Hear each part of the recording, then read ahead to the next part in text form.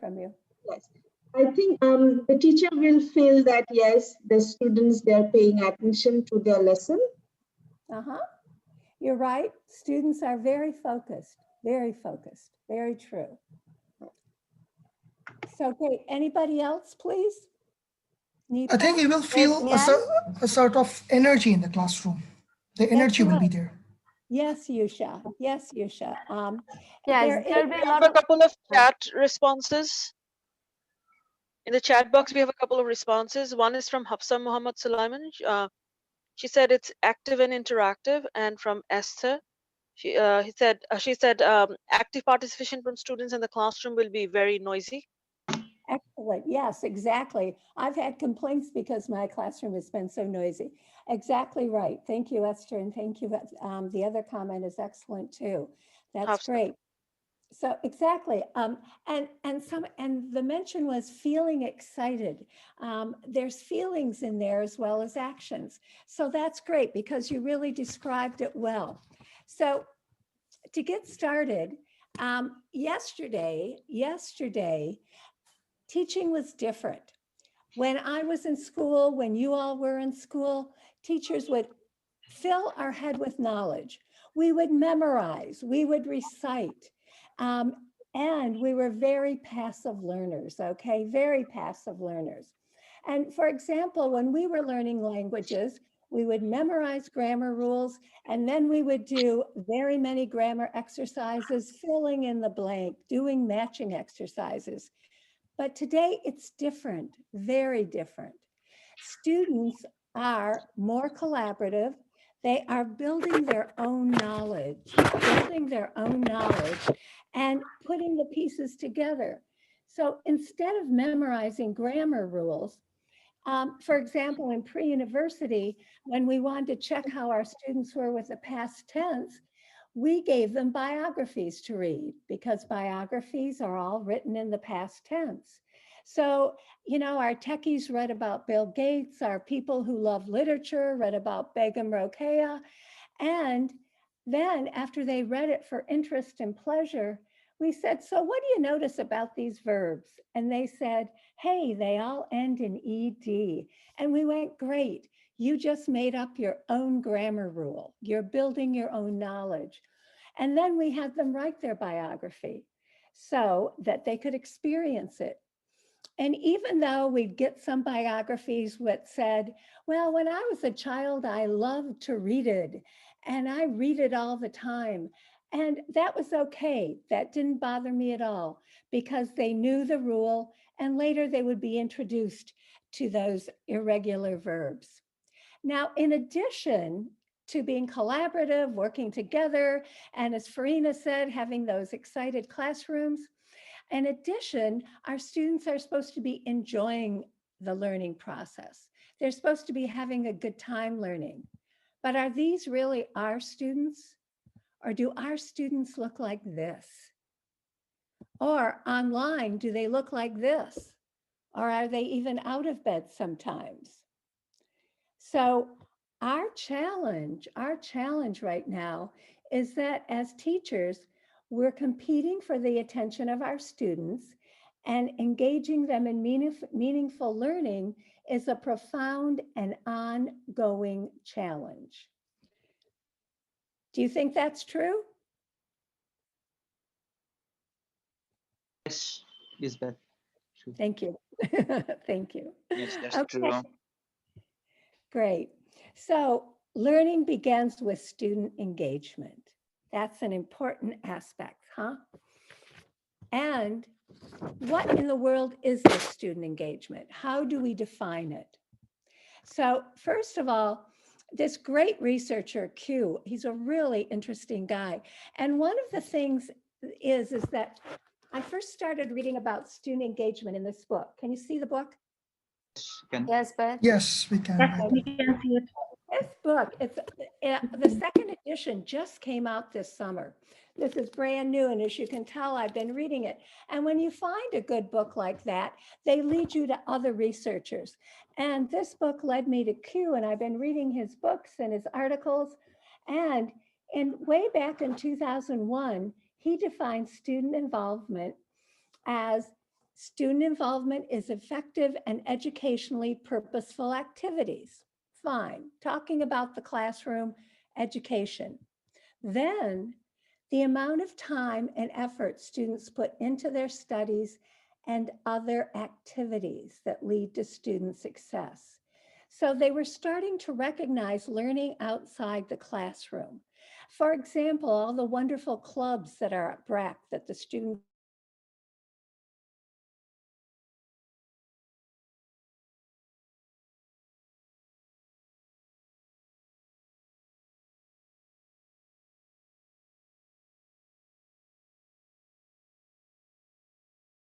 recognizing the the importance of other activities.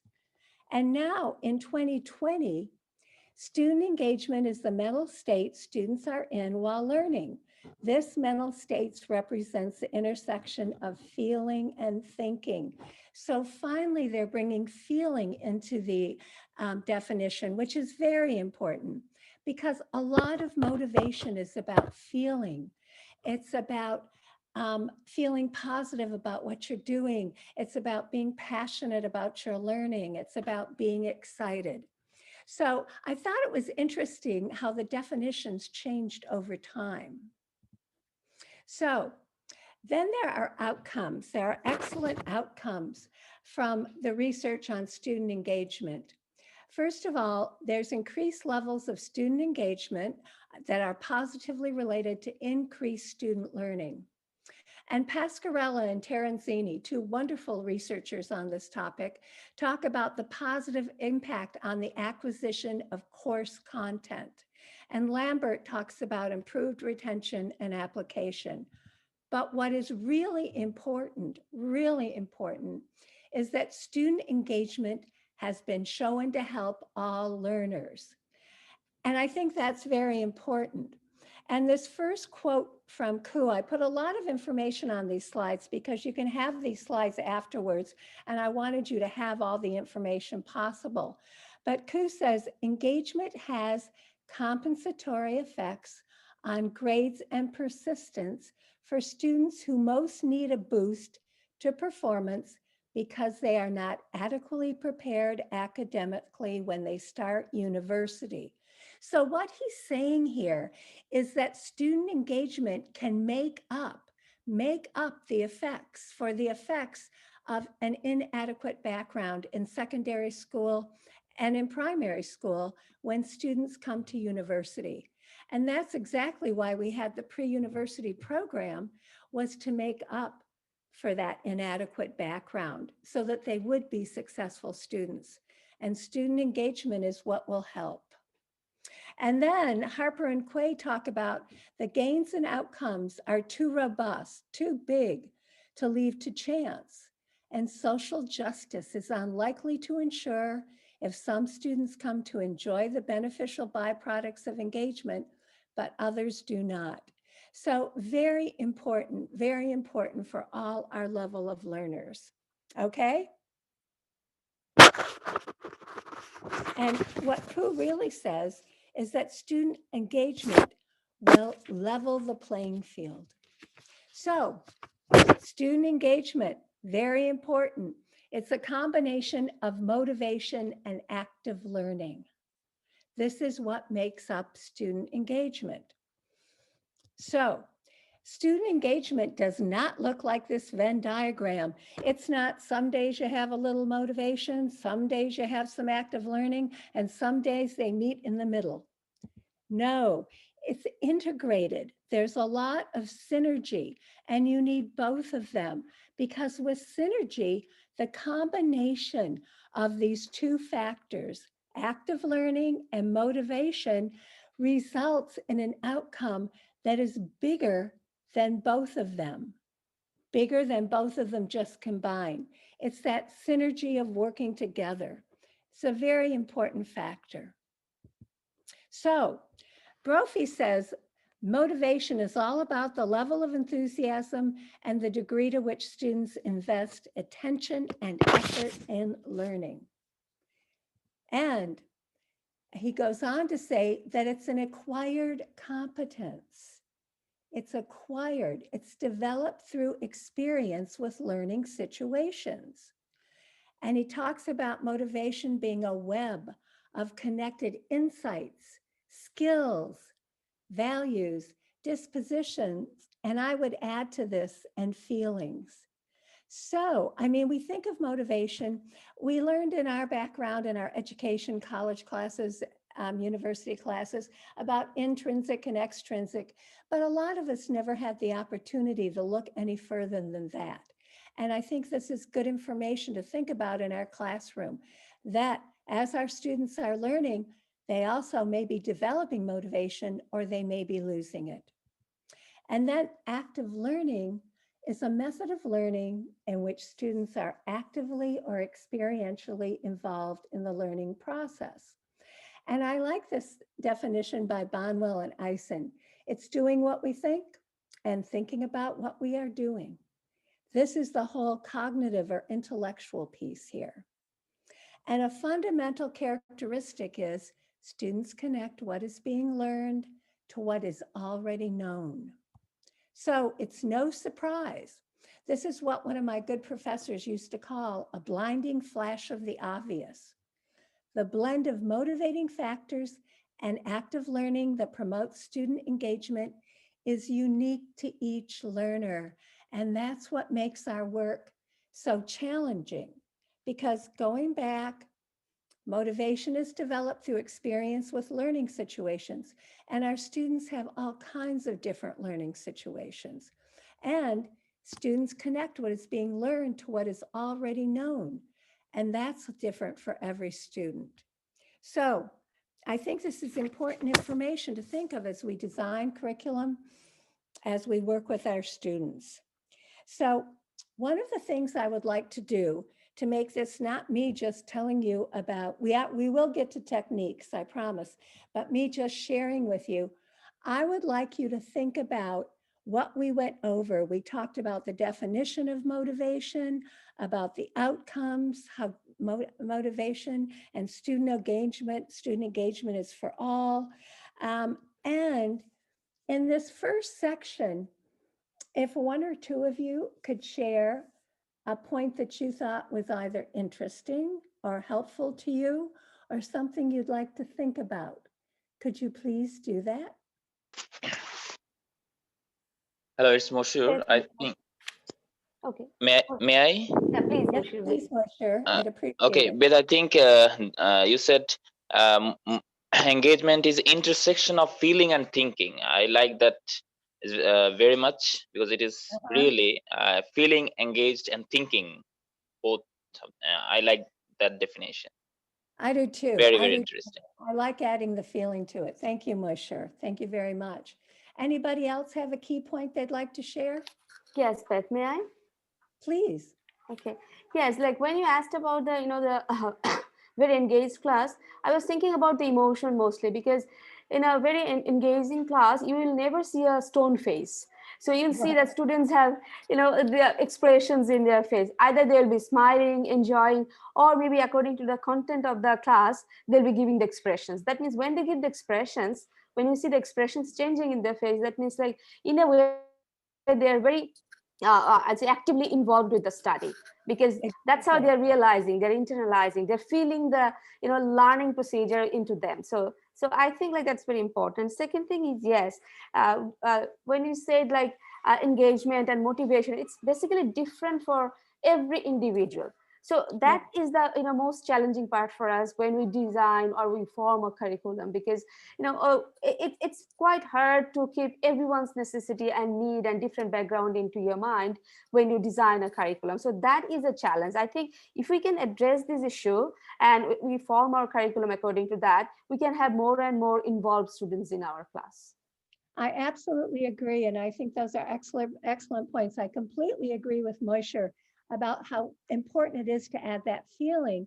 And what Nipa said about, we can almost read our students' feelings and excitement in their faces. I mean, you can see as you look around if students are really bored and it's time to move on or not. So thank you. Those are two great comments as usual. Thank you very much. Did anybody else have anything? That's fine. So one of the things that happens is that, and you may have seen this one before, Covington developed some learner engagement patterns that are pretty interesting. So we have this type of student. The first one is success oriented. Those are the students who have a love of learning and they enjoy learning for learning's sake. They have learning goals. They're very confident, high sense of self-worth. Even if they have a few failures, it doesn't matter. They continue on. Then overstrivers. I saw a lot of overstrivers in our classrooms. They're successful, but not confident. They have to work hard for everything they get. They're anxious. They have performance goals, and that performance goal is a grade, and they really fear failure. And then we have our failure avoiders. They're anxious and afraid, although they don't want to act like it. They're not often successful. And the reason for this is that in their educational background, they have been described as not being very smart. And that has stuck with them. Those labels stick with kids. They avoid challenging tasks because they don't want to fail. And they have work avoidance goals. They would rather have the teacher think they were lazy rather than think they were not very smart. And these are the kids that when you get them in groups, they crack jokes, they poke the person next to them. You see the young man sitting back like this. When I see a young man in my class sitting like that, I worry. And then we have failure accepting. They're accustomed to failure. They're hopeless. They're disengaged. One of the comments that one of the pre-university students made was at the end of the semester, the pre-university program had moved them from hopeless to hopeful. So have you all seen people like this in your classes? Yes, Beth, absolutely. We have seen them Yes, quite a bit. exactly. Thank you. Okay, I agree. So moving on to from these patterns to motivation, the big question is what in the world motivates students? What motivates students? And as you see, this is Maslow's hierarchy of needs. It starts with a physiological, that's having enough to eat, having a warm bed to sleep in, and moves to safety, and then to love and belonging. And Maslow says you cannot get up to esteem, self-esteem, and self-actualization where you really develop your talents and your abilities if you do not have these first three steps. And one of the things that Brophy says is that in the classroom, it's important that students feel safe. Because students are afraid that if they share their ideas or share their feelings, they will either be criticized or reprimanded by their peers or teachers. So safety is important. And then belonging, students really want to belong. When you see websites for universities or brochures, you always see groups of students having a good time, learning, being outside, and that's because they know that students want community. So having these first steps is very, very important. And then we will quickly go through a few motivating theories. The first one is Adams' equity theory, and this is all about fairness, is that individuals are motivated when they are treated fairly and equitably.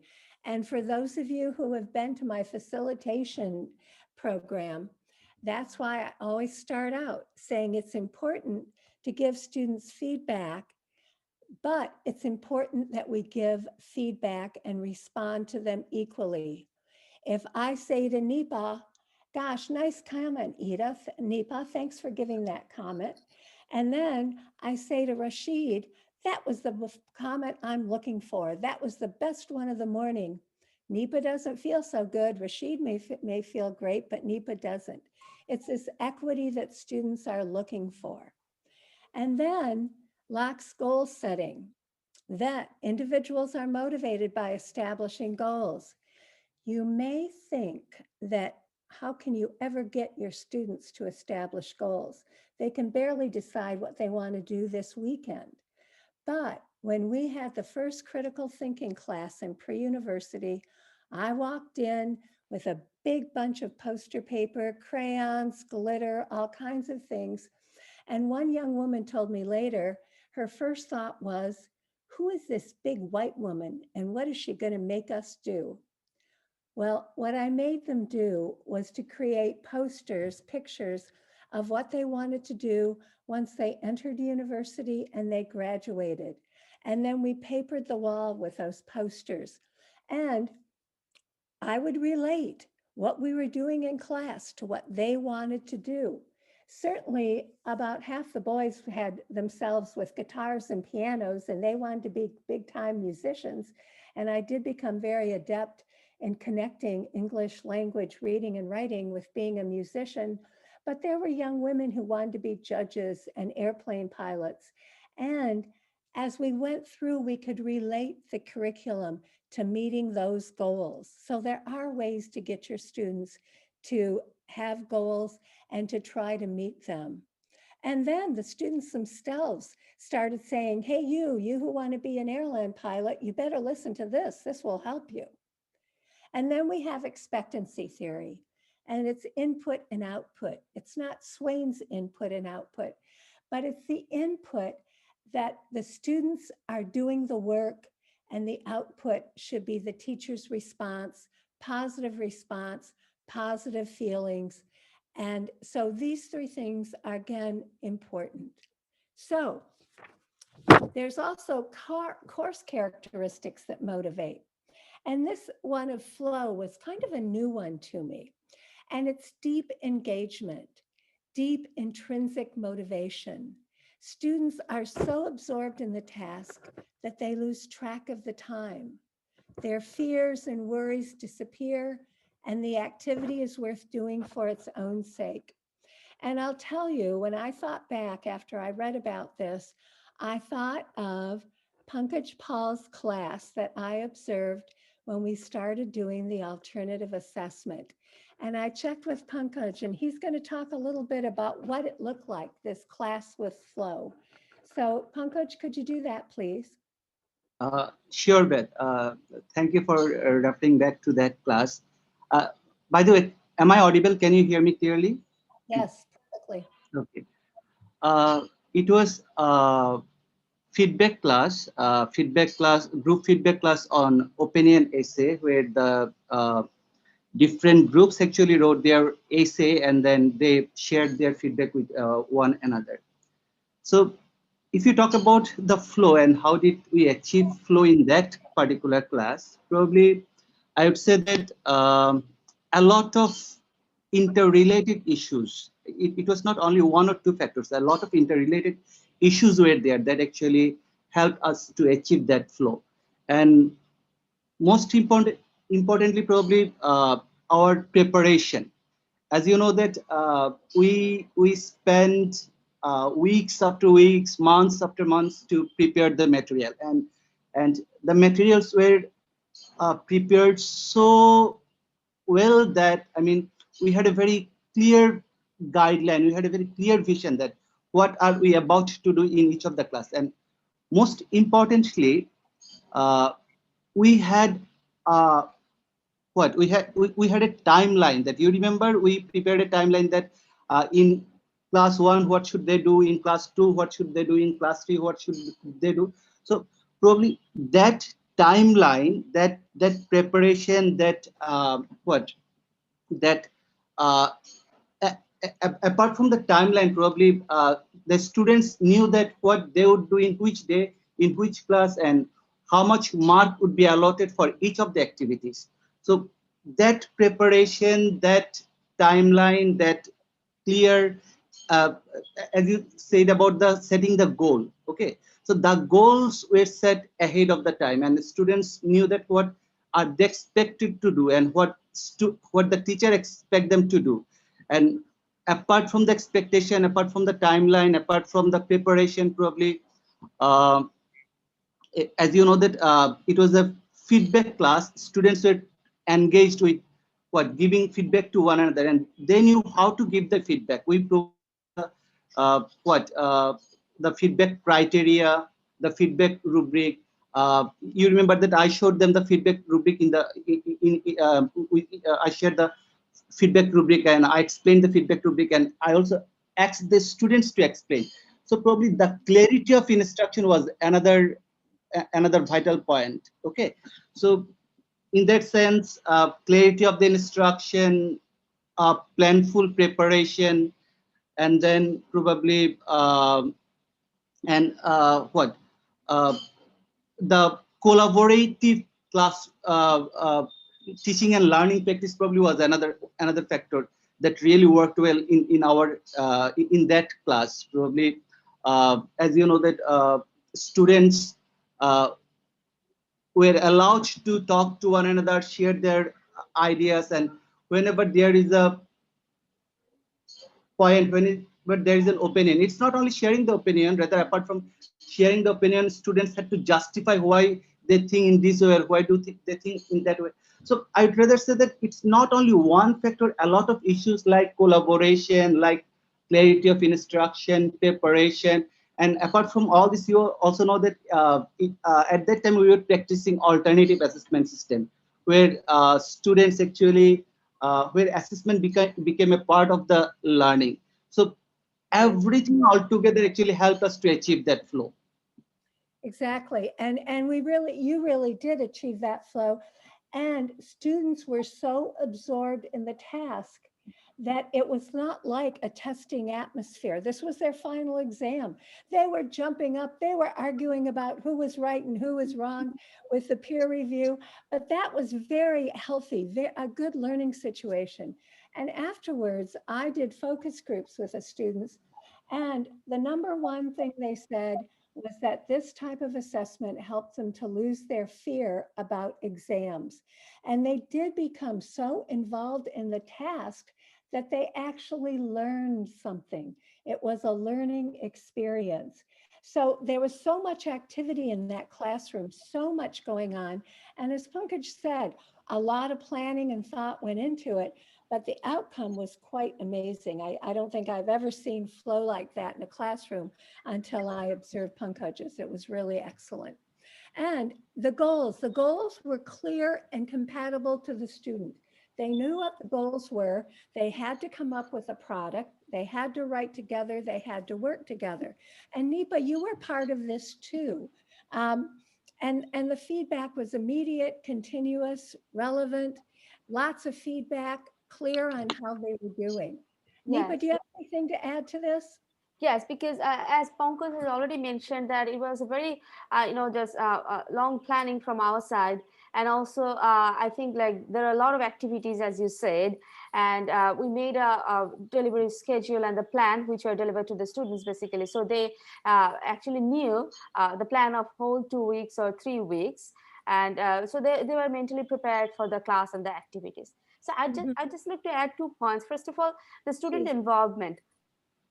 All right, so it's not like we are just teaching. Students are also part of the teaching because they were actually commenting on each other. They were preparing everything. They were making their own plans. How are they going to complete the task in every week? And they are also making their own goals. They're setting their own goals that this is the deadline for us, this is the task for us. So I would say like in addition to the teacher's role, the students are also involved in the teaching procedure. They are actually teaching each other within the groups, because they are the moderators, they are the note keepers, and different kinds of roles are distributed among the students to continue with the group work. So they were working as the teachers as well as the students to themselves. So that was very, very interesting to watch, because we said that actually ensured the engagement from the student side. First of all, teachers preparation, and then we made a preparation so that students can be the teachers as well to themselves. So that was interesting. So that's what ensured their engagement from both sides, I would say, as a student, as a teacher. Both. Exactly. I just want to add 2 more points that along with the points that Nipa shared, that actually the timeline that we prepared ahead of the semester, that say, for example, in this week, these are the activities, in this day, you will be doing this, doing that. That actually prepared the students, and that actually made the students ready for the activity. So we really found this really, really effective, that students were aware that what they have to do in that class. Okay, so the goal of the class, the aim of the class was communicated ahead of time. That was one thing. And the other thing was, like, it was not simply a teamwork. We ensured the interdependency in the teamwork, and probably the procedure, the strategy that we did did to ensure the interdependency, that also worked. As Nipa said, that we distributed the role. We did not ask them to do this or do that. Rather, we assigned a particular person to note down, a particular person to communicate the information to the other team, a particular person to manage the time, a particular person to read this part, a particular person to elicit the information from different team members. So the role assignment actually worked really, really well, and ensured that every team member has particular role and they have to perform, and there were accountability. We did not mark the group members on the or give the group member a random mark. We evaluated the team members based on their individual contribution, and you remember that for individual contribution they wrote a reflection that what did they do in each of the class. So that actually really worked really well. That Pankaj, if you want to summarize accountability. it, actually we empowered them to some extent, and also we made them responsible. We instilled a sense of responsibility, and we empowered the student a bit. So they had ownership in their class, like on their task, like, okay, this is their task, they have to complete it, and they're taking the responsibility. So I'd say the sense of ownership and responsibility really worked well. You know, what's really fun to hear is the excitement in Nipa Paz, I like to call her, Nipa and Pankaj's voice, that, you know, they're still excited about what they did and how it turned out. The students became responsible for their own learning. And we didn't say, you should be this role, you should be that. They had to decide on the process, on who was going to do what and how they were going to do it. Different groups did things differently.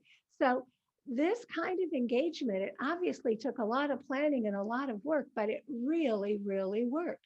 And the result was we had flow, they had goals. Nipa mentioned the goals, Pankaj mentioned the flow, and lots of feedback. So it was very successful. So the whole point of this is that motivation is the portal to engagement. So we had some wonderful comments from Nipa and Pankaj. But does anybody else have a key point they'd like to mention about this section on motivation, on the learning engagement patterns, motivation theory, and the course, having motivational aspects in the course? Any key points you would like to add?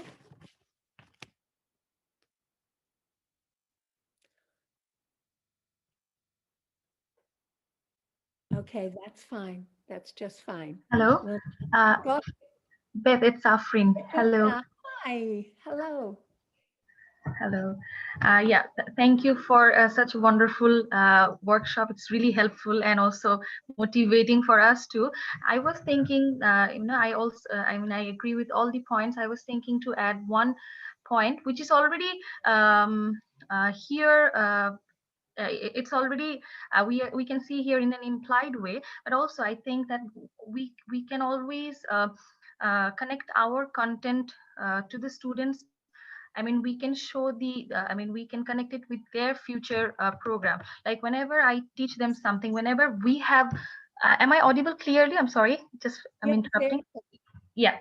So whenever we are teaching something, then whenever we are introducing a new content, whether it's summary writing, whether it's paraphrasing, report writing, I mean, we can do one thing. I mean, let them realize that this is not something they need for English 101 or English 102. This is something they will be needing in their career, whether they're becoming doctor, engineer, or lawyer. So this is how I try to connect whenever I am teaching them paraphrasing or summarizing. I try to connect them and I try to show the bigger picture. And I remember I learned it from you as well. One day you were in my class and you were telling them, like, if your boss asks you to, give you a paper of 10,000 word and give you 1 hour to summarize. So I also try to do that. So I think this is how we can also make them motivated. We can motivate them and they feel more engaging. Thank you. That's a great comment. I would like to add to Afrin, but okay. Please. So just like Afrin, I also tell them that it's not just part of your academic life, it's part of your career, but it could be beyond that. It could be something you're learning that could be helpful for your personal life also, maybe social life also. Like I would make them realize that why do you need that and how you can actually utilize later. So if they know the importance, they feel more motivated to learn that. Exactly. That's exactly true. And especially in pre-uni, well, all our classes actually, it's a very important element that there's real authentic aspects of it. And it relates to the real world and their real world. So thank you very much for those comments. Those were all very, very helpful. Thank you. Hi, Okay. Beth. Hi. Hi, this is Mahbub. How are you? I'm just fine, just fine. Good to hear from you. Okay, I actually have been learning a lot from this session. So what I want to say is actually sometimes students fail to see the bigger picture. Already someone commented. Yeah, I agree with all of you, and I want to say that sometimes students do not see beyond the class. So letting them get connected with the environment or the world beyond the class is very important, because often students do not understand why we are learning this, what is the benefit of doing something in the class. So here I think the teacher has a great role to make them realize, make them understand what is actually the outward world like beyond the class. So it really makes them motivated to learn something when you introduce a content in the class. So thank you very much. Exactly right, Mabu. Thank you for that comment. You know, it's kind of like they keep one foot in the classroom and one foot in the real world. We have to have authentic things, because when they get a job, when they perhaps go to graduate school, they're going to be working much differently, and we have to mirror. It's very, very important. So thank you. Thanks. Hello, So, Beth. This is Nazni. Yes, yes. I would like to share my opinion regarding this. Like, I agree what my colleagues shared with you. Like, it is very important, and teachers should play the leading role to make their students feel, feel safe in the classroom and a sense of belonging. However, I think it is also very important, like the teachers also feel the same in the classroom. Otherwise, it is very difficult on the part of the teachers to convey the same thing to their students. So I think somewhat it also works in two ways, and this is very important. It's very important. It is very important. So how does a teacher feel safe in the classroom, Nazni? Yes. It very, very important. The whole classroom has to be safe for everybody. And thank you, Nazneen, because this is a good transition to the next section. And that is creating synergy between motivation and active learning. How do we work those two elements together? Because it's very important that they're done together. And the first is establishing a community. As we were saying, students love community, safe environment, and as Nazneen said, safe environment for everybody. But we go back to Brophy and Brophy talking about how students may not want to share their ideas and feelings because they're afraid. They're afraid of being criticized by either the students or teacher. And so we have to make sure that it's a safe environment, that they have a sense of belonging, and minimizing the pressure. That's when we were talking about the alternative assessment, we were minimizing the pressure and maximizing the pleasure. I don't want to make this seem like a poem, but minimizing the pressure, maximizing the enjoyment, the learning situation. So this synergy is very, very important. And I love this quote from Derry and his group: students understand that their presence matters. It's very important that students know that if they're not there, the classes just isn't the same. It takes all the students together to do this and to create this synergy. And then creating synergy between motivation and active learning. And this is the intellect. These elements are very important for active learning. Collaborative learning, learner-centered classroom, critical thinking. Students' knowledge gains are linked to interaction with peers and faculty, with both. And again, that's from our old friends Pascarella and Terenzini. And Brophy, who is one of my educational research heroes, says, we can construct and maintain knowledge not by examining the world, but by negotiating with one another in communities of knowledgeable peers. And our students' community is the classroom. So it's a very important element.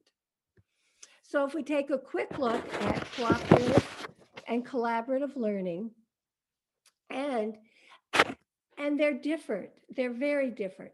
Sometimes students are in a group doing something that they could do individually, and that's not the point of group learning.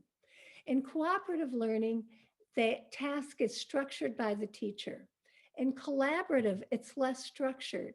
As we were saying, the students had to pick up the process. They had to be responsible for the timing. They had to assign and rotate the roles.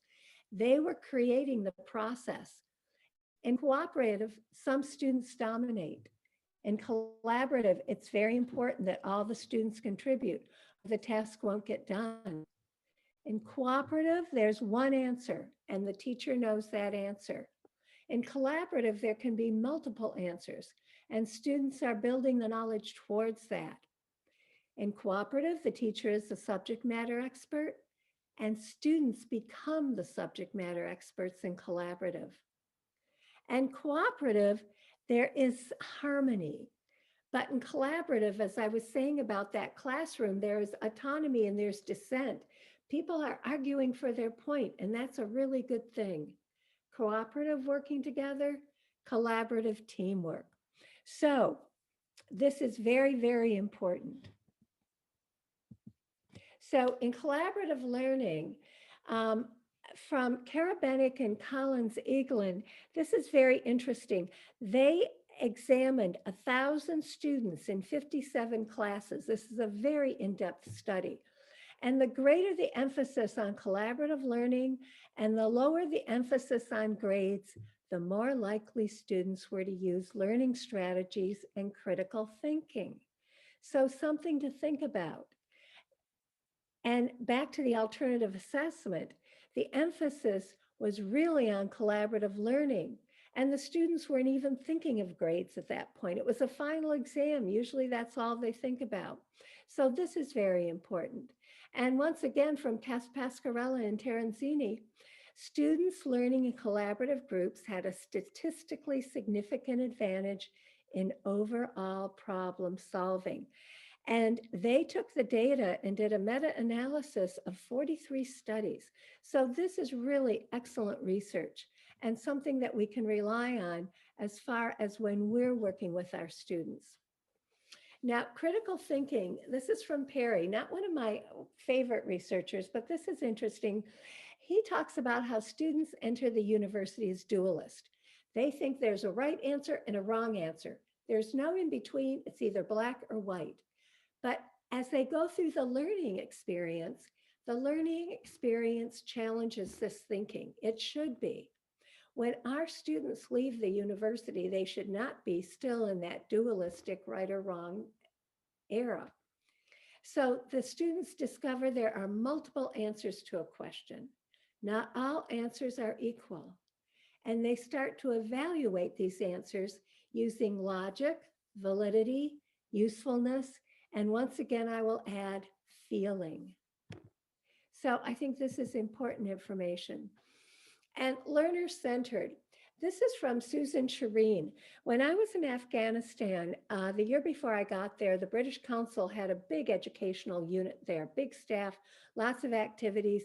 It was bombed and people were hurt. And British Council left. When we had the national conference next year, they would not send somebody. Instead, they sent a video of the best virtual learning experience I have seen.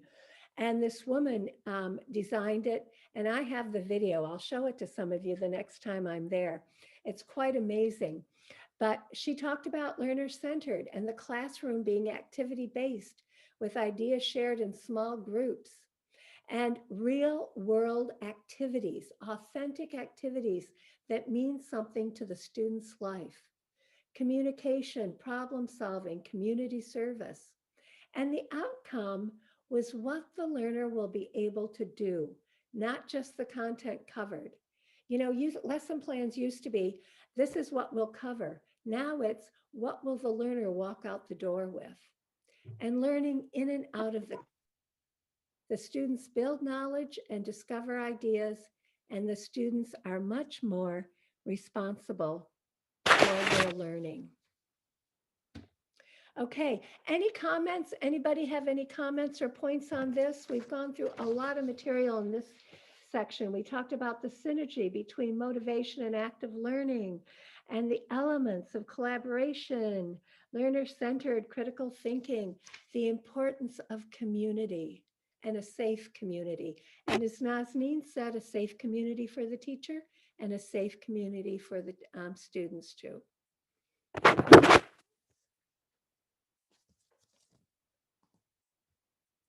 Okay, that's fine. So now moving on. We started with that big picture, the big picture of what student engagement is, and then we narrowed it down to motivation and active learning, and narrowed it down again as to how to motivate. And now we're looking at this model, and many of you have seen this before. I have used this before in engagement, and it is a framework for identifying engagement strategies. It's especially good for recognizing strategies that are helpful for our disengaged or our underachieving students.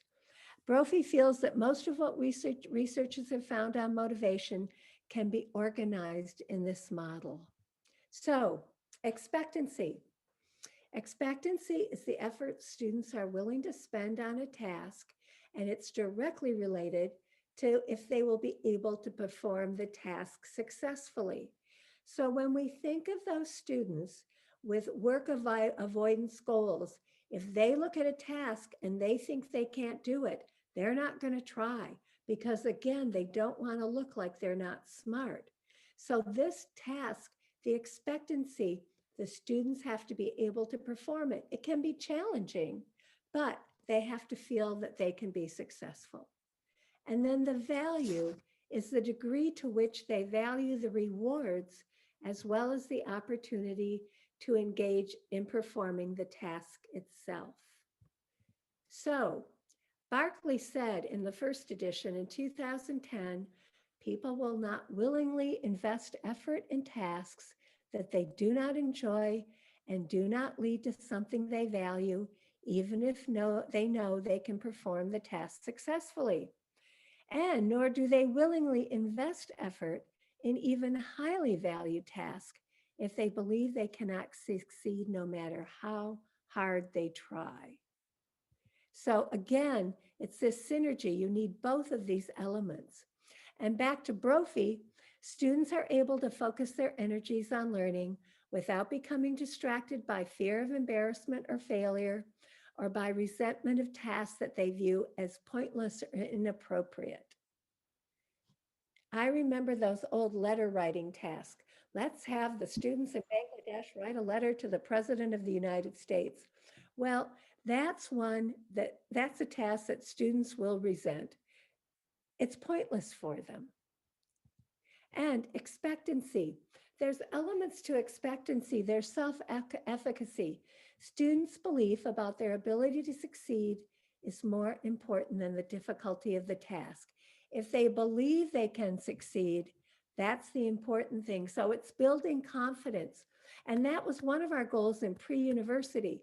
We built so much confidence in those students that in the end of the first semester, they came to Lady Abbott and told her they could skip the next class and go right on to intermediate, into 101. That was truly building confidence. They may not have had the skills, but they sure thought they did. And attribution. Students attribute success or failure to a variety of factors. I once had a young man tell me that on one day he wore a blue shirt and he had 2 exams and he aced both of them. The next day he wore a white shirt and he did poorly. So from then on, he was going to wear a blue shirt to his exams. And this is how these things start. And our job is to help them look at the metacognitive strategies, those strategies where they examine how they learn and the best way of learning. So instead of looking at a blue shirt, they think about, what did I do to prepare for that exam that made me so successful? And then self-worth, again, helping to build that confidence so that they aren't afraid of challenging situations. And value, rewards and achievement recognition has always been the grades. The reward strategies were all about grades. And this shifted the focus from valuing the activity to valuing activity completion. The big thing was, I did this activity, I got an A, and now forget about it and move on to the next. It's really thinking that the activity has some value, as many of you have said, outside the classroom. And this kind of reward system decreases intrinsic motivation. So the value is, the task has a purpose, the task is worth doing, it's authentic, and it relates to the student's world. And we put the 2 things together. We put value and expectancy together, and that's how we design our activities. Okay? Do you have questions about any of this? Questions or comments? The next section is on techniques. We're going to get into the nitty-gritty. So anything on this, please?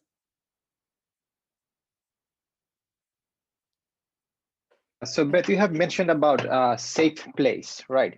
So I think it's a very important aspect, because when we give feedback to our students, the feedback needs to be really constructive, and we need to make sure that the student has an environment in a class where they can freely express their opinions, their answers, and they do not have any fear of being judged. And if we can ensure that through feedback, through the environment that we create in a classroom, we can motivate our students by a lot. Yeah, I think that's the most important point of this presentation, is realizing that we need a safe classroom, and because learning doesn't take place when people are fearful. I mean, and fear damages motivation. It demotivates students. So if we want our students to be motivated and take part in active learning, they can't be afraid. It doesn't work that way. So that's why we need to plan and again, Rashid, that's a good introduction to the techniques section. So how in the world do we do this? What techniques or strategies are there that can help us? So this is an activity that I don't remember from the first edition, or maybe I just missed it. But this is a wonderful activity to start a semester, to start a course with. And it's almost like an informal needs assessment. And the students are up on their feet and they have a notepad to take notes, and the teacher calls out different colors. Okay. So when the teacher calls out red, the question is, what is one behavior or thing you wish the teacher or students would not do? And a student finds another student, asks them that question, makes a note, asks it of another. They wander around asking this question. The teacher calls out another color, orange. What motivates you to do your best? Important information for every teacher to have. And again, the teacher can be mingling, listening to what's going on, but the students are asking the questions and getting the information. Then there's yellow. To what learning experience have you given your all? Another good piece of information. Green, what do you plan to do for a career? Blue, the sky is the limit. What are your dreams and hopes for the future? And purple, if you were the ruler of the universe, or if you were the vice chancellor or the principal, what is the first thing you would do? So this, I mean, like I said, this is a wonderful informal needs assessment that can be done at the beginning of a course. Students get to know each other. It starts to build that community, that safe community. They're sharing information, and the teacher is gaining from the information, as are all the students. I thought this was pretty dynamic. And then there's artifacts. These are the artifacts I used for when I taught the advanced academic writing course. So I had all these pictures, and I asked the students at the beginning of the class, what did they think? What picture represented them? The majority thought that the woman on the tightrope represented them. They were a little wary about this class. So these were all the choices they had. So I chose the artifacts. However, the students can bring the artifacts. As some of you know, I used to be involved with new teacher orientation at the university. And at the end of the orientation, they would do a mini demonstration of teaching. And I would have them take a technique from the student engagement techniques book and use that technique for their mini teaching. And one economics teacher brought the artifacts, and she brought bread and vegetables. She brought the loaf of bread and the vegetables she had bought in Gulshan too, and she brought the bread and vegetables that she bought in her own neighborhood. And she talked about the difference in the prices, the difference in the quality, the difference in the environment of the shop. And it was kind of a little economics lesson on different levels of economics within the city. So, and online, one of the things in student engagement techniques, this is just not about English language teaching, and it's not just about classroom teaching. She gets into how to use these online, and Artifacts is a wonderful online activity where students bring their own objects to discuss, to talk about. And then there's Believing and Doubting.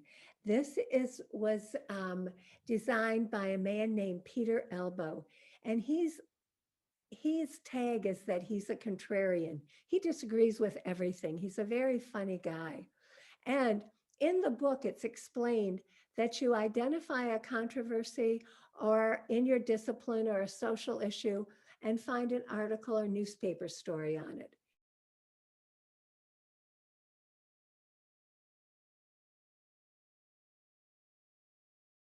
Looking at the author's point of view. They list those points and discuss. And second, with an eye for weaknesses and objections to the author's point of view, and they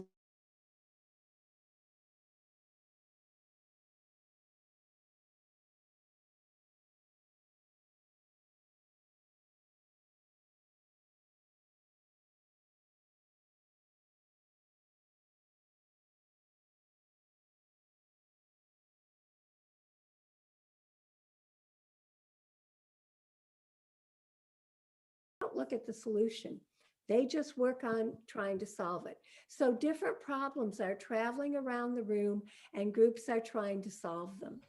The initial group then analyzes, evaluates, and synthesizes the responses and decides on the best support and solution. And again, this is one of those activities where you really see flow. They become so involved in solving this problem. And it's really quite excellent. And then directed paraphrase. One of the things I always noticed, our students were wonderful at summarizing. They could pick out key points. They were great. They could do it verbally. They could do it on paper. But paraphrasing was so difficult. So this is a good activity to get them into paraphrasing verbally. So you identify an important principle, theory, argument, and this could be taken from the student's area of study. You could divide students into students who are in business, students who are in computer science, and ask students to paraphrase their principle, theory, or argument in straightforward or more relevant language. You have to determine, and they have to determine an authentic type of audience. I used to say to my students, tell me how you would explain this to a younger sister or brother. Tell me when you get home from school and your grandmother says, what did you learn today, dear? How would you tell her what you learned today? How would you paraphrase it? And this is another good thing they can do online. Okay, am I going too fast? No, it's fine. That's okay. But there's a question if you would like to address it. Maytaz, thanks. Nuzhat Tabassum asked the question that I would like to know which methods are most appropriate for students' engagement in flipped classroom. Well, that's a great question. That's a very great question. Can I hold that till the end and we can go over it? There are a lot of different answers to that. And I think there's a lot of things you can do for a flipped classroom, and I'll address that as we go on. And I think there's other people, we've done some flipping in 102 who can give some ideas for that. But thank you for that question, and we will definitely address it. And I'm writing a note right now so we don't forget it. Thanks a lot for that. Okay. Great. And then background knowledge probe. We talk about the teacher understanding where their students are at. So the teacher creates a short, simple, and focused questionnaire at the beginning of a course, a new unit, or a new topic. The probe helps the teacher identify a good starting point. It helps to identify the underprepared students and helps to identify possible groupings for collaborative work. Where are the real empathetic students who will work well with the underprepared students and help them and support them? You assure students that this is not a test. It is to help the teacher with her lesson plans. So I used to add on to my needs assessment. I used to ask the students, I mainly taught writing. I used to ask the students to write a paragraph about a very good learning experience and then write a paragraph about a not so good learning experience. And I told them the reason I was having them do this was because I wanted to repeat and to use some of their ideas for good learning experiences, and I wanted to avoid the bad ones. And that was very true, but I also wanted to get an idea of how they wrote. And I could tell about what I needed to do to help them improve their writing. So again, this is a great way to help create a good community, a safe community. And case studies. I know that many of you have used case studies already. I avoided them for a long time because I always heard about the Harvard idea of case studies with lots of statistics. And then one day I was working with Richard Cash, who helped to establish our public health program. He walked in, he's a Harvard professor. He walked in with a case study that wasn't even a half a page. It was 2 paragraphs, and it was a great case study. And I thought, this is wonderful. It's a written study of a problem. It includes some background information and dilemma or problem. It engages the students to help them analyze, synthesize, evaluate, make decisions. And features believable story with an interesting plot, thought-provoking, a little conflict, and empathetic central character, because nobody wants to solve a problem of a character they don't like. It lacks an obvious right answer and is real to the students. It's concise. And when I worked with secondary school teachers in rural areas, I used to have them writing case studies, and they wrote beautiful ones for their students.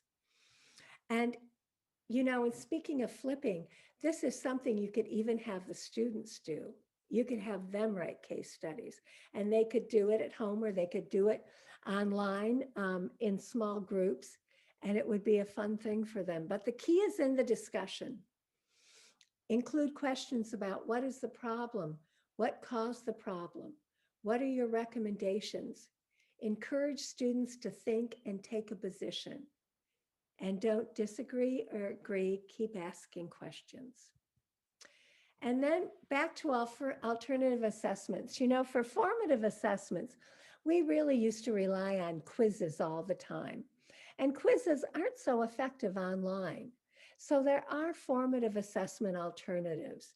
There's the 2-minute paper where students write for 2 minutes about what are the most important elements in the section that you want to do the formative assessment on. What are the muddiest points? And Konika knows this, muddiest points. What is not clear? What is not understandable? It's hard for our students to stand up and say, I don't understand this, I don't get this.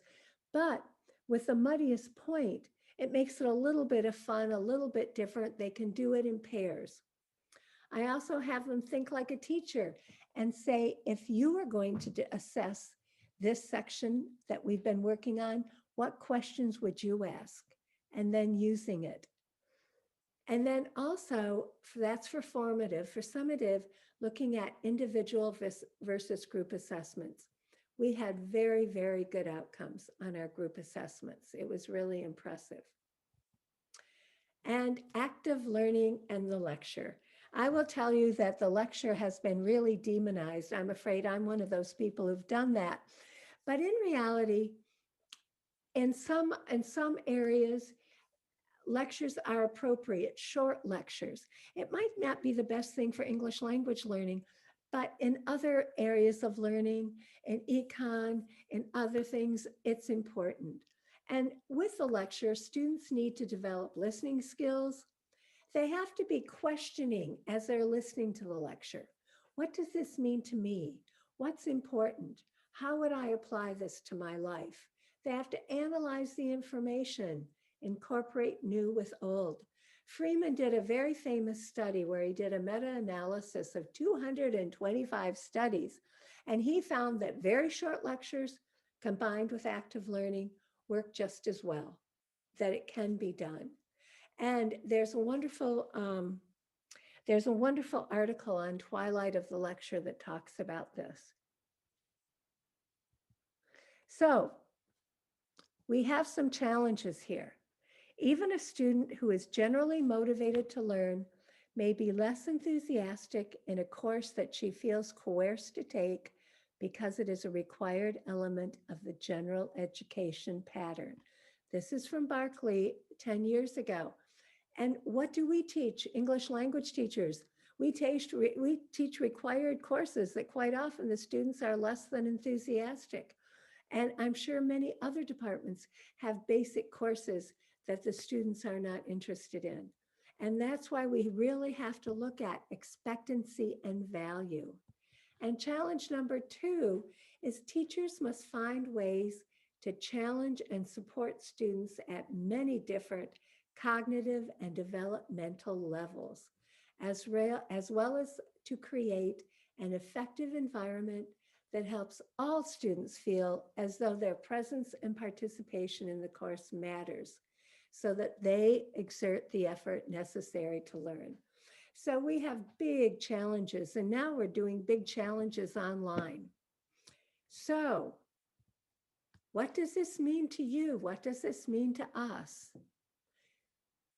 So think for a minute. I also want to address the flipping question. Is Lisa here? Is Lisa online? No, I don't think so. Okay. But I'm here. Oh, you're here. Yeah. Lisa, you were very involved in the flipping we did in 102. Can you add something to this question about what works for flipping? I mean, if like, previously actually, like, we have,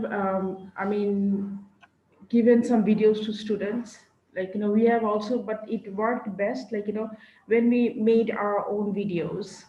Yes. Yeah, later on, yeah. At the beginning, I think, like, you shared some videos with us and we also looked for some videos. But later on, I think, like, we got the scope to create our own videos. And it helped a lot because, like, before coming to the class, sometimes it happened that, students wouldn't, like, go through the materials, or, like, they wouldn't go through the content of, like, what's coming. But when we ask them, like, go through the videos, we'll have a discussion. And then, like, it was like pretty effective because when they came to the class, like, they were actually sharing, like, about the content of the class, because we had some, like, questions, like, made from based on the video. So based on the questions, like, we'd start the class with the discussion on the content of that particular video, or we would have a quiz based on the videos, the flipped videos. And sometimes also, like, we would ask the students to teach in the classroom. So Exactly. students would take the role in teaching in the classroom. So that also, like, they have done. And I think, like, it was pretty useful because, like, they students got a lot of chance to, like, to interact, and, like, they would interact more with other students, they would collaborate. So in that way, like, it was effective. Exactly. And that getting to that point where students made the videos, I'm sure that was very exciting for some of our students who are into that. And having somebody around like Rashid to help with that would be really excellent. And that was a really wonderful idea. And I think also what we did is we chose topics. And I hope this addresses your question. Those were very good points from Lisa. Is that we chose topics that are either boring or difficult. Exactly. Like, I have never taught a good class on APA citation. It's always been boring. I've been bored. The students have been bored. But when we flipped it and we had them watch a video on it and then had the students teach it, it was fun. It was exciting. It was much different. Another thing that's very difficult to teach is a thesis statement. The focus of your essay, the thesis statement. And I remember we had one teacher many years ago who just refused to teach it because he said it was impossible to teach. And we had them watch videos on how to write a thesis statement. And then we had the students interact with each other and teach each other how to do it. And there was a Harvard professor who did this too.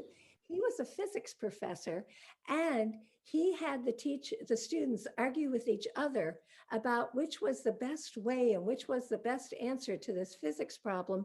And then they would vote with clickers. It was Harvard. They couldn't just raise their hands. They had to use clickers. And so there's a lot of things that you can flip if you look at it. I really go for things that are kind of boring to teach and are tough to teach. And so that you can make it more interactive. The point of flipping is to have the routine work done at home where the students watch a video or do some reading, and students who have a little trouble understanding can watch it a couple times.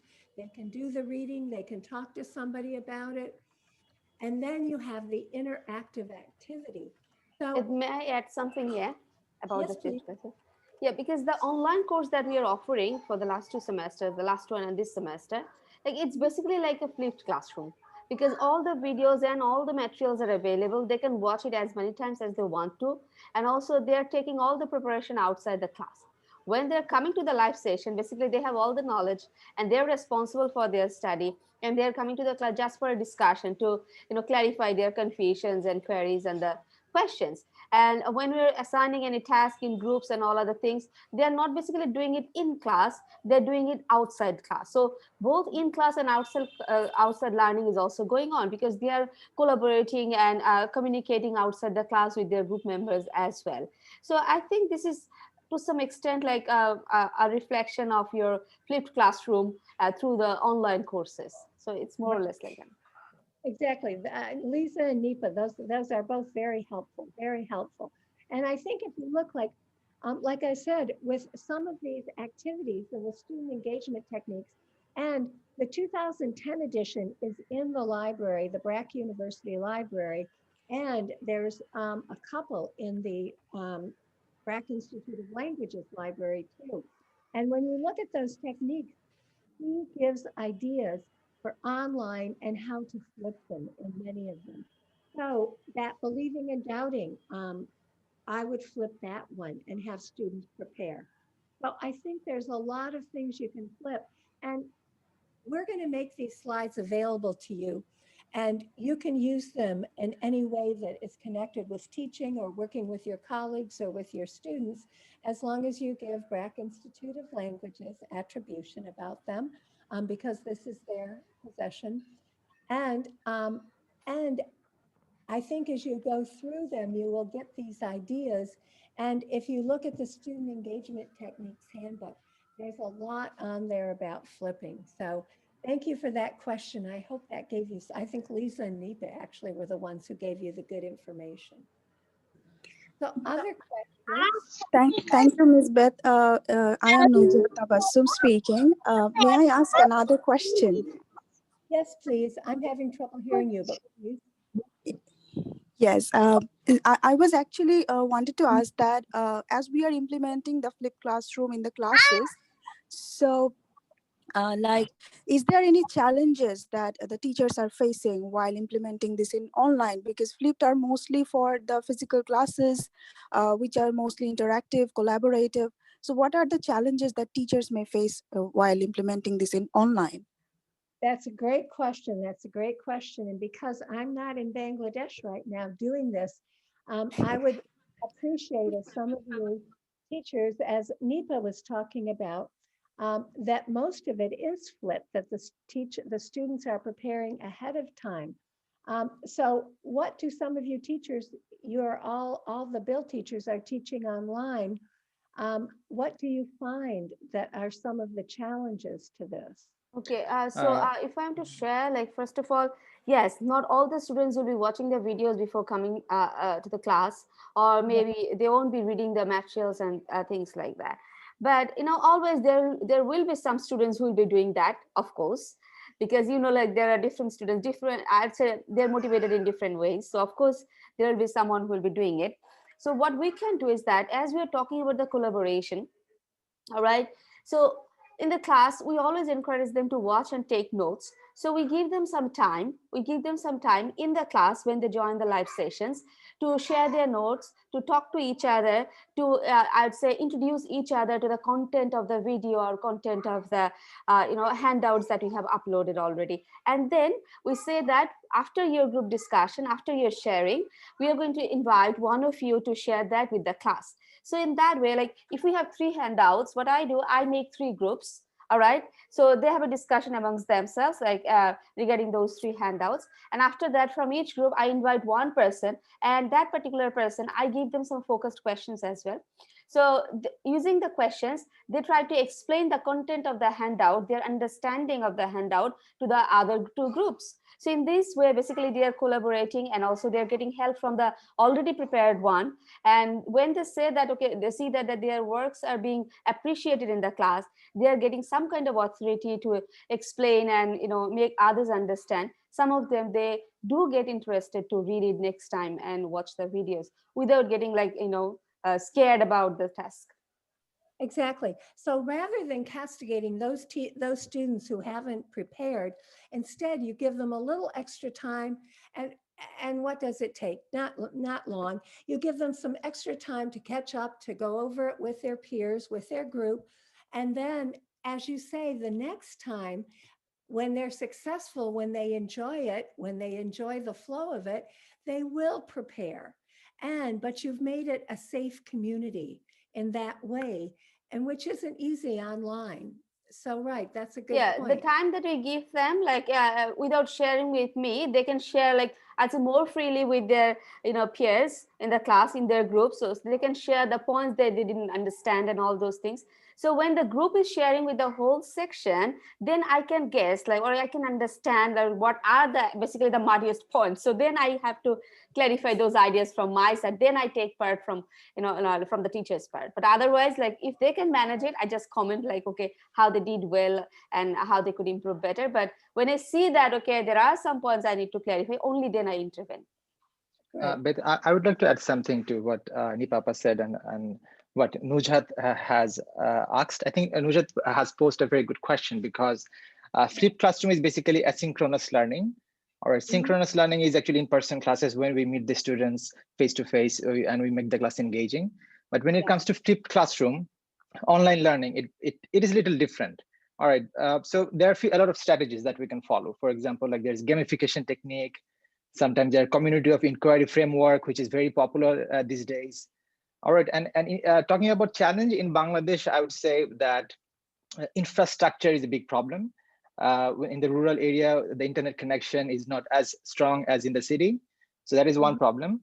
And teacher training is very important. As Rizapa mentioned, that we have started just making videos, and in online learning, diversifying the materials are very important. I mean, it's not just handout. We should give a lot of materials like podcast. We can upload some videos, games, different types of materials so that it becomes more interesting. So teacher training is important. At the same time, student training is very important, because sometimes students, they are not very accustomed with technology and also how university works. For example, like a lot of students hear the word assignment for the first time when they get into university. All right, now we are teaching them Google Docs, Drive, how to attend Zoom classes. So it's all challenging for the students as well. Yes. So the student training is very important in these cases as well. So, but the thing is, like, I think in Bangladesh, we have made a significant progress over the last few months. All right, so it's new for everyone, but everyone is doing their best. Great, great. So these are great points. Thank you, Ashid. Thank you, Nipa. And I think you answered the question much better than I ever could. So thanks. Eddie, are there other questions, please? Okay, so please take a minute to think about what this means to you. What does this information, this was a real load of information, but I think the research is so interesting in how it's changing over time. And the research on motivation, it's so much more than intrinsic or extrinsic. There's much more to it. And the way it's developed and how we can create our online classrooms. To engage our students and what we have done in the past and what we can try in the future. So think for a minute about what does this mean to you and your teaching, please.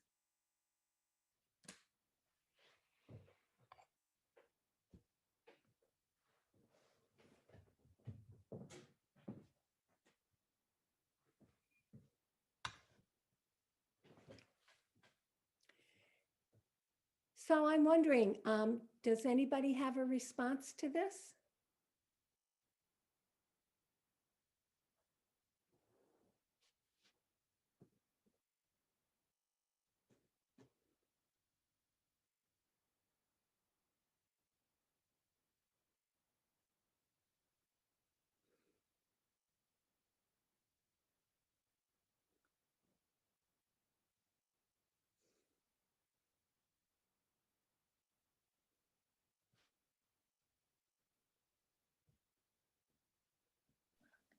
Beth, since no one is talking, I have just one experience to share. That when I'm in the classroom, I always tell my students that I mean, it's not a classroom; we are a family.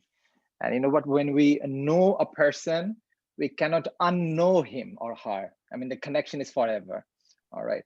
So we are here together. We will learn together. We will grow together. We will help each other out. It's just like a family. All right. And the connection will remain forever. I mean, it's not just about the 3-month long semester. I mean, we will know, we will meet, even after the semester. So let's have fun together. Let's learn together. And I think I mean it helps my classroom to I mean it creates a bond, and the students feel a sense of belonging as well in my classroom. It's a very good way to form a safe classroom. All right, Beth, may I? Yes, please. All right, so I'd like to summarize the whole learning experience from here using a few words. First of all, like it means a lot of time from the teacher's side. It means like a lot of involvement from the teacher's side, because we need to do a lot of researches to identify the challenges, the student's background, and also to decide the activities and the procedure we are going to follow. So we have to apply that later on, and also a lot of reflections, because if we do not reflect on what we are doing and how they're coming out and whether those are appropriate or not, and then of course we have to redo it, or maybe we have to revise it, edit it to make it more applicable. And of course there is nothing called fixed here, like based on our students' background and our student necessity and the different environment, things will be changing and evolving all the time.